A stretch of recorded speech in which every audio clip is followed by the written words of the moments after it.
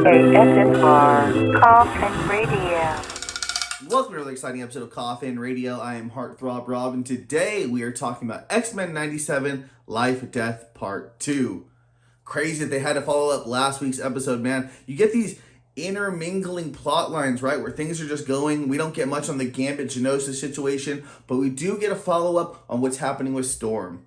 With Storm, we have her still fighting against the adversary, the big ol' owl, right? And it's her and Forge against it. They're able to kind of get it away, but not before it infects Forge. And now Storm needs to go get the antidote, which is hidden away in some hills or whatever. A lot of claustrophobia going on where it's freaking Storm out. But in the end, she overpowers it, overthinks the adversary, and gets her fucking powers back just in time to save the day. The animation on here is super cool, man. When she gets her powers, this is an Omega level mutant, and you feel every second of it. Super dope to see her get her new costume and to see her really fucking come back flourishing, helping Forge out. Really crazy. At the last second, she sees what's happening with Genosha, and she knows she's got to get back with the X-Men.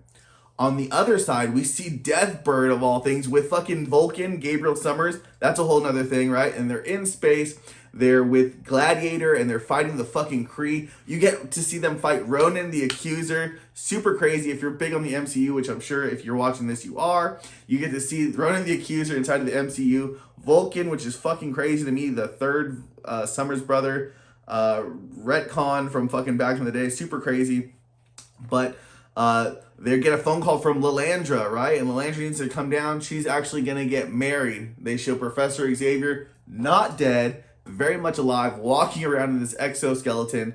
And before they can get married, he's got to go through a test that Deathbird sends against him. He has to forget everything of his prior life as a Terran, as a human. And he's got to forget the X-Men and can no longer be with them. But he knows this is a ploy by Deathbird.